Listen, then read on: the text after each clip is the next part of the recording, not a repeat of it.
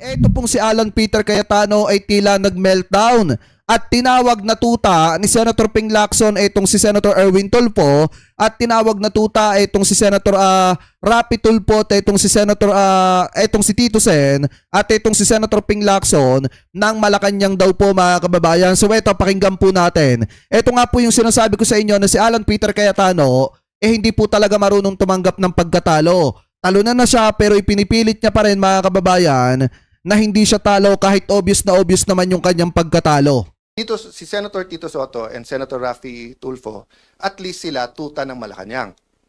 Pero si Erwin Tulfo, tuta lang ni Lacson. Hindi siya tuta ng Malacanang.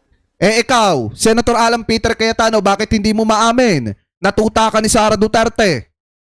O ayan, bakit hindi mo maamin? Natuta ka ni Sara Duterte at ng mga Duterte. O bakit hindi mo maamin na Chinador ka? Ako, nagtatanong lang naman bilang isang mamamayang Pilipino. Kasi nakikita namin sa'yo, natuta ka ni Sara Duterte, tuta ka ng mga Duterte, at tuta ka ng China. Kaya nga Chinador tawag sa inyo eh.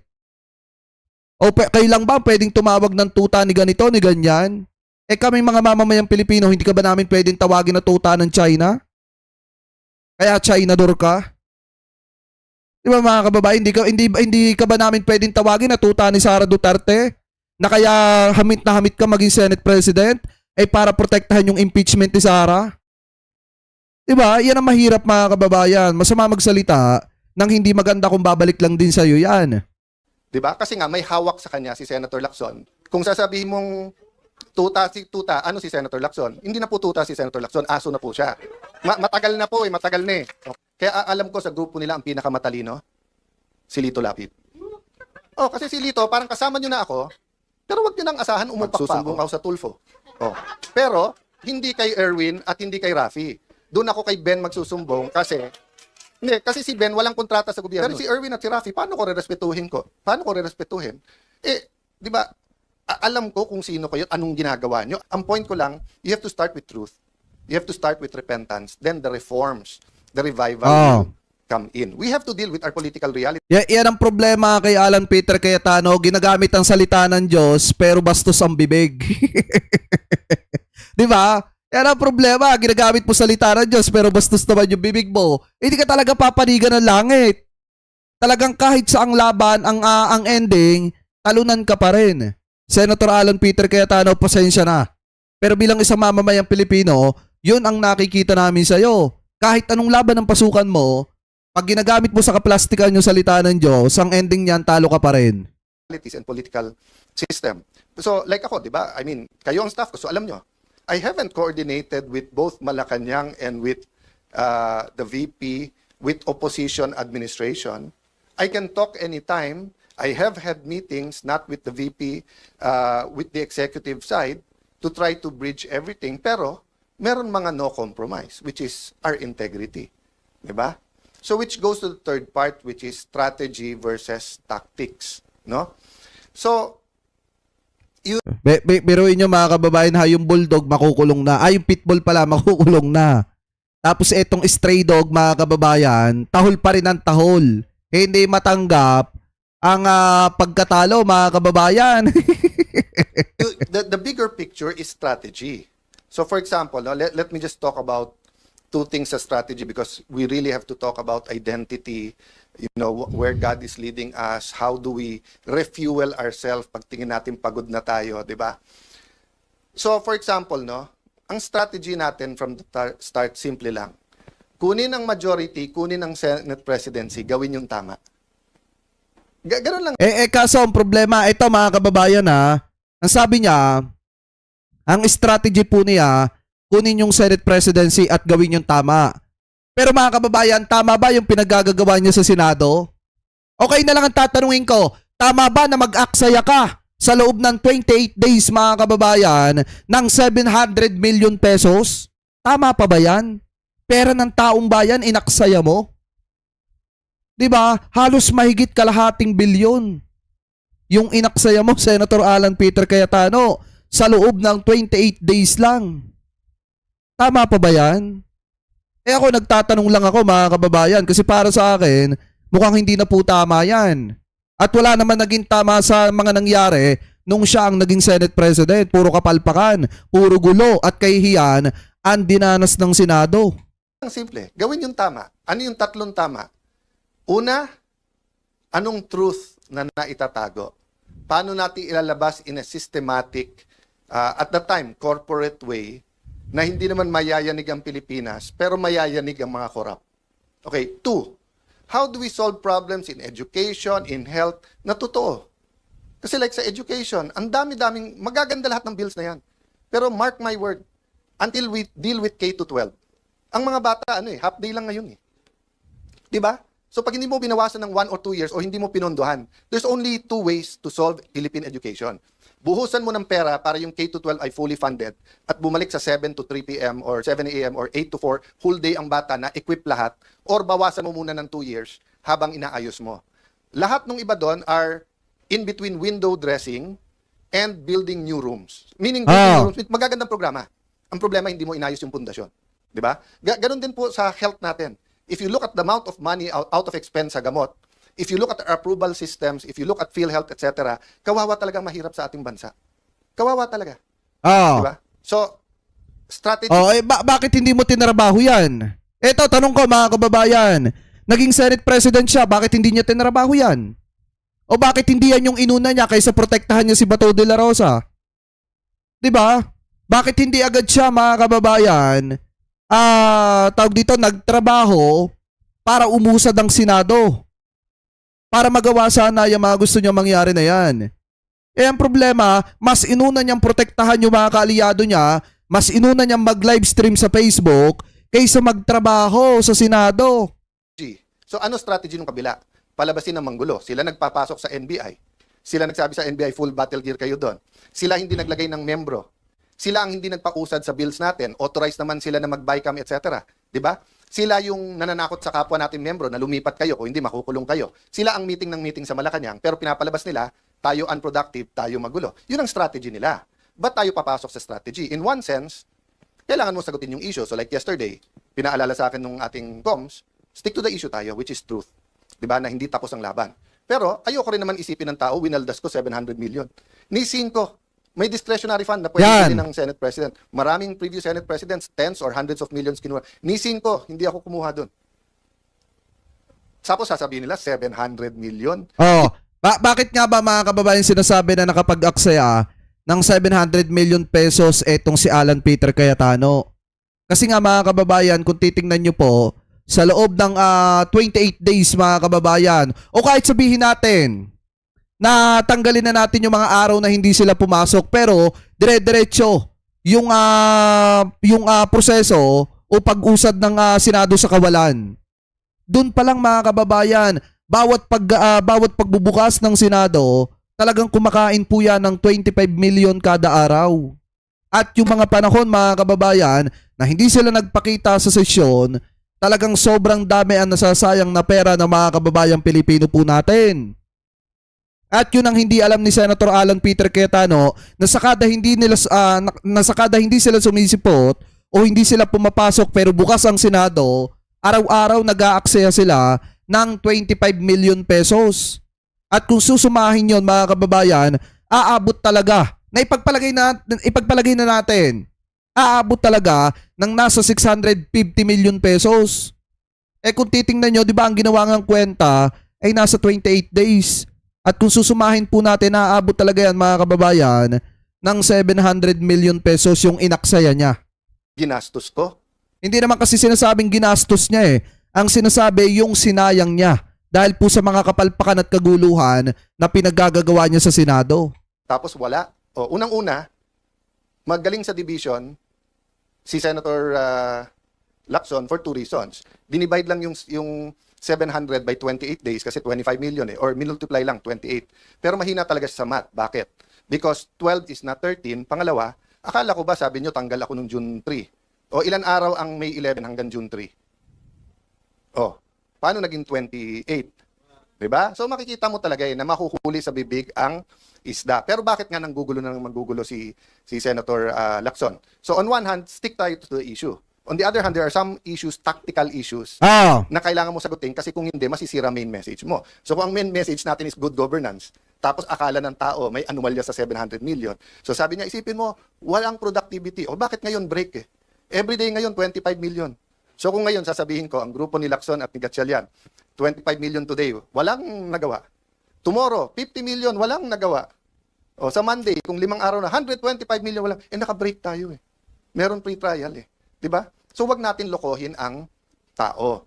So, but sometimes it's strategic na i-expose ay, yung pre-trial mga kababayan, may nagawa doon ha. At least kahit papaano, may nalaman tayo about do sa impeachment ni Sara Duterte. Medyo klarado na sa atin na talagang uusad nga itong impeachment ni Sara kaysa naman do sa mga nangyaring kaguluhan diyan po sa Senado. yung ginagawa nila. So, nakita ko to kasi tandaan nyo, political science yung background ko, yung pinag-aralan ko. And uma-absent ako sa school, sumama lang sa tatay ko because I was really interested in politics. I've been a counselor since I was 21 years old. I've been in government. So what's my point? Nung nakita ko na dumami ang mga congressman na bumabanat sa VP nung 24-25, Ah, sabi nung iba, ang dami ng galit. Sabi, hindi, naging speaker ako eh. Magaling ang strategy yung speaker. Bakit? Alam kasi nila na sa Pilipinas, we have a two-party system. ah, Diba? Sabi nung iba, multi-party. Hindi, two-party system tayo. Diba? Party on Friday, party on Saturday, election sa Monday, Tuesday, lahat kakampi na sa administrasyon. ah. May maiiwan lang na konting oposisyon. So in a sense, two-party, administrasyon, oposisyon. Diba? Medyo unique lang ngayon kasi yung mga Pinklawan, Dilawan, kumampi, Marcos na rin.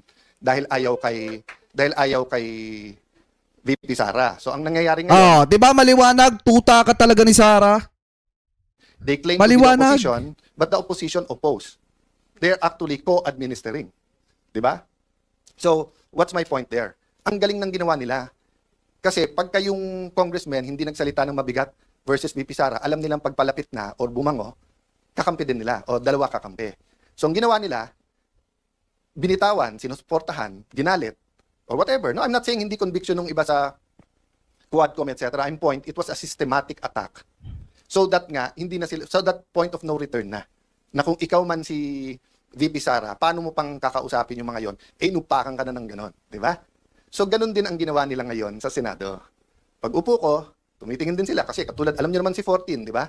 Si 14, ilan meetings nag-attend siya, nagkikwento, nagsama na ng sitwasyon. Etong si Senator Lacson, kung anong ginagawa. Tapos nung nagbilangan na, kumampi doon, siya din eventually kumausap sa ibang kasama na bumaliktad, si 14. So ang point ko, yung ginawa nila. Imbis na dumami tayo by them going to us, nung nag-meeting sila, take turns tayo lahat umupak. Kaya alam ko sa grupo nila ang pinakamatalino, si Lito Lapid. Ah, Kasi si Lito, parang kasama nyo na ako, pero wag nyo nang asahan, umupak pa ako. Di ba? I mean, si Lito's the most honest and practical. We're here together, this is politics.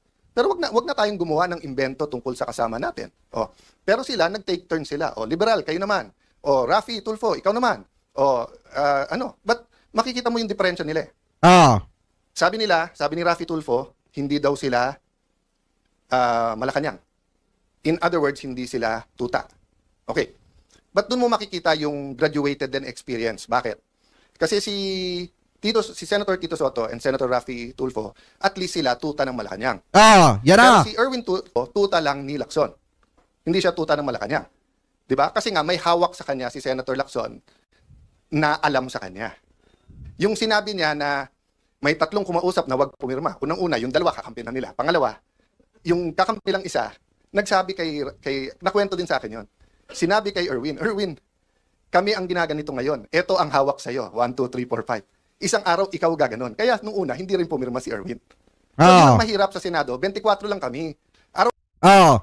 Ngayon mga kababayan, sinasabi niya tuta daw po ng Malacanang si Senator Rafi Tulfo, Tito Sen, si Senator Ping Lacson daw po, tuta daw ni Senator Ping Lacson itong si Senator Erwin Tulfo, may hawak daw si Senator Ping Lacson laban kay Senator Erwin Tulfo. Pero maliwanag naman mga kababayan kung sino talaga yung tuta dito ng mga Duterte. Di po ba? Maliwanag kung sino yung Chinador.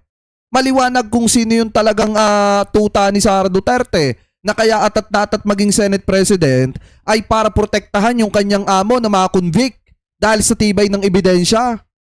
Eto kasi yung mahirap mga kababayan. Sinasabihan niya yung ibang senador na tuta ni ganito, tuta ni ganyan. Pero siya naman tuta ni Sara Duterte na mga Duterte. Di po ba obvious na obvious naman kung paano niya ipagtanggol etong advokasya ni Digong na itumba yung mga kababayang Pilipino po natin. Di ba kaya nga para sa akin mahirap kasi magsalita mga kababayan ng isang bagay na babalik din sa inyo. Katulad dito kay Alan Peter Cayetano, tinawag niya na tuta. Ni ganito, ni ganyan yung iba mga senator. Pero siya, ano ba nakikita natin sa kanya? In my personal humble opinion, mga kababayan, di ba tuta siya ng mga Duterte? Di ba? Anyway, tuloy pa natin. Araw-araw kami nagkwekwentuhan. Minsan nagiinuman pa. Kaya kung magkwekwento kayo, ayusin yung kwento nyo kasi alam ko rin yung kwento eh. Di ba? Magkwekwento kayo, bitin pa. Yung totoo, Erwin Tulfo, isa-isay natin hawak sa'yo. Gusto mo? Yung kontraktor na balik-balik sa office mo, yung kontraktor sa party, marami pang iba. Doon muna tayo. Marami pang iba, 'di ba? Okay. So sabi nung iba, kung sasabi abangan natin ang isasagot diyan ni Senator Erwin Tulfo Kasi pihado mga kababayan, sasagutin niya ng mga Tulfo. mong tuta, ano si Senator Lacson? Hindi na po tuta si Senator Lacson, aso na po siya. Matagal na po matagal na eh. Okay. But ano ang ibig ko sabihin sa aso? Anong klase? Iba-iba kasing klase ng aso. Yung kayo po, pagka may utos sa inyo, kayo ay nag-asikaso. Meaning you take care of it. Meron din pong aso-kaso. Ano yung aso-kaso? Tatahol yung aso, kakasuhan. So kung makikita nyo po makikita nyo, ang usual procedure, Grabe to mga kababayan, no? Gamit na gamit yung Bible pero ganto kabastos yung bunganga. 'Di ba? O paano pa tayo maniniwala na siya ay nagdi-deliver ng gospel ng Diyos? Paano pa tayo maniniwala na siya ay nagsasalita about sa Bible at ang Panginoon Diyos ang tinitingnan niya? Kung ganito kabastos yung bibig niya mga kababayan, 'di ba? Kaya nga mahirap maniwala sa isang taong kaya ginagamit yung salita ng Diyos ay para mga kababayan, para lituhin ang isipan ng mga kababayan Pilipino po natin at para makuha yung personal interest niya. kaya may affidavit o wala, ang witness itetest mo, huwag mong pababasahin ng affidavit. Kasi baka hindi siya gumawa ng affidavit. Si Senator Lacson binaliktad niya. Hindi, basahin mo na lang yung affidavit. Ay hindi, sandali, payagan mo muna ang DOJ, kunin yung witness, gagawin yung affidavit. Pagbalik, basahin mo yung affidavit. Hindi po yun ang sistema. Nasaan yung mga abogado na kahit kakampi nyo sa Pinklawan, yung mga dean ng law school, nakita nyo rin yan eh. Noon time na yun, hindi pa panahon magsalita. Kasi akala natin, tama yung pupuntahan. Hindi. It's selective justice and some of it's not justice. Yung iba doon invento. That's why naiintindihan ko yung sakit nung isa. Nasabi niya, inosente ako pa kakasuhan, plunder pa. Di ba? So I won't go there because I don't want to talk about that now. And pasensya na po kayo. Minsan pa kasi sa putikan yung away, so mapuputikan ka talaga, babato ka rin sa putik. But that doesn't mean as Christians, mag-iimbento tayo. We will use money, we will use PR, Gamit na naman. we will use etc. Di ba? So pasensya na po kayo kung minsan kailangan kong sagutin. Tactical yon. But going back to the strategic, ano ba ang ating trabaho ngayon? To reveal the truth. The truth about the problem in healthcare. How do people get their healthcare? So, pero habang nire-reveal natin, may balik yan So yesterday, in-inform tayo ng mga kaibigan natin sa DOH na tinanggal na daw tayo sa system. So hindi na daw tayo pwedeng mag-refer ng mga gagamutin sa iba't ibang ospital. That might be the price we have to pay. And we know, we don't have enough personal resources para ipagamot lahat. Pero, we have enough resources to hire buses. So kung by Monday o Tuesday, DOH, hindi kayo mag-ayos, ibubus ko lahat ng kamag-anak ng pasyente para mapirmahan nyo, para mapagamot yung mga pasyente. Kasi hindi naman ako aatras eh. Di ba? May sakit sila, ang dami-dami yung pera, abroad ka ng abroad, Mr. Secretary. Picture ka ng picture kasama ng mga nasa vape. Di ba? Tapos, flu shots lang, hindi nyo mabid, hindi makasama. Tapos, just because ang tingin mo, wala na ako ngayon sa paningin ng Malacanang, tatanggalin. Iyak na! Iyak! Iyak na! Yan ang napapala mo, Senator Alan Peter Cayetano. Sa kagustuhan mong maging Senate President, umakyat yung pagiging Senate President mo sa utak mo at hindi mo na control, eto yung naging resulta. Diba mga kababayan, hindi niya matanggap yung sarili niyang pagkatalo. Kaya kung ano-anong inventong kwento ang sinasabi niya. Mo yung privilege namin. Senator Lacson, sir, sabi mo, hindi pwedeng gamitin ang AIX, hindi pwedeng gamitin ang tupad, hindi pwedeng gamitin ang MAIP. sa politika at hindi dapat nag-iipitan. O sir, nagsusumbong ako sa iyo. Kung hindi ako magsumbong sa iyo, magsusumbong ako sa Tulfo. O.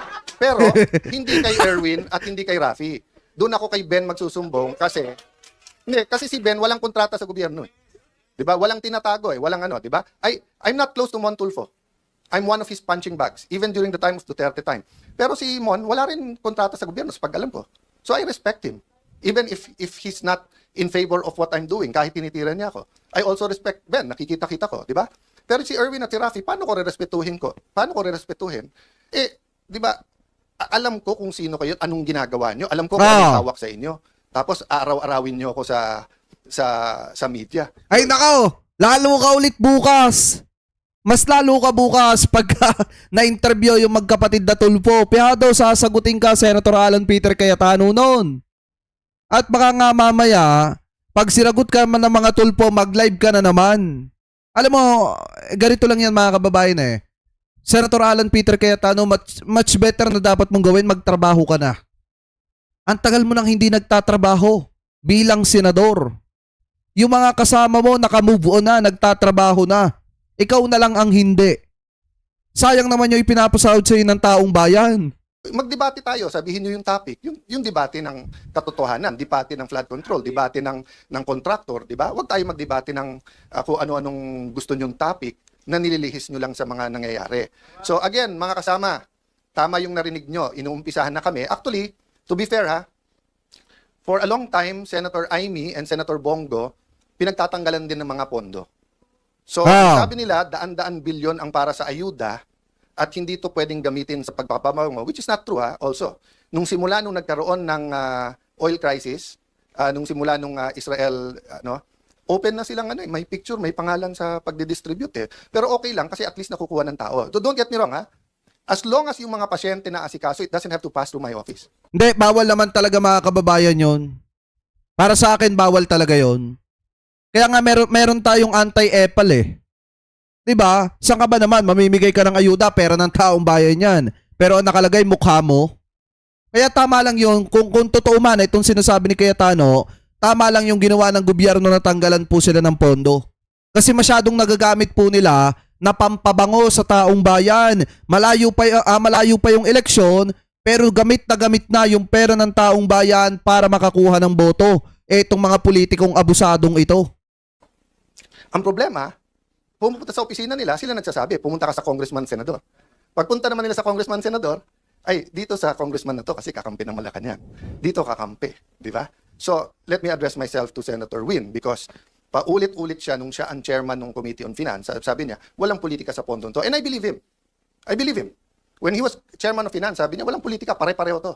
At yung amounts natin bilang mga senador, walang lalamang, pare-pareho tayo. Senator Win, you're now the Senate President. May DOH Secretary ka, namumuliti ka.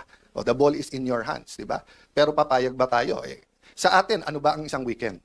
Pero yung may sakit na hindi matuloy yung CT scan niya, hindi matuloy yung MRI niya, hindi matuloy yung dialysis niya, that can be fatal, 'di ba? So sasabihin niyo kami namumuliti ka, 'yun ang ginagawa niyo. So sorry. Mapupunta tayo sa politika because we have to fight the daily battles. But my point is strategy versus tactics. Daily battles versus the war. The war is really for the kind of Philippines we want, 'di ba? And 'yun ang last ko sasabihin, we have to articulate that. We have to articulate. So yung mga men and women of God na nandito ngayon na you will be speaking on those topics, pasensya na po kayo kung napunta ako sa daily battles. But that's what we're facing. And iba-iba tayo ng trabaho. May taga-fast, may taga-pray, may taga-encourage, may taga-luto, may taga-linis. Di ba? So we're all part of that giant puzzle that the Lord has put. Ano pala to mga kababayan? Parang parang prayer meeting ganon. Na mga Christian, mga kababayan na dito siguro isa nagawa sa opisina niya.